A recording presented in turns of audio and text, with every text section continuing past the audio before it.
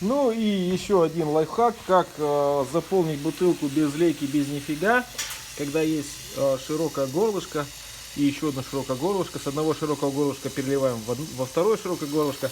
Здесь подкачали со шнелька и под давлением заливаем пузырь. Главное успеть кнопочку вовремя отпустить, чтобы у вас бутылочка не переполнилась. Ну, как вариант, огонь. Саша, ты гений! Гений лайфхакер! Фак, Лафакер. Фак лафайк, да? лафак. Фак лафак.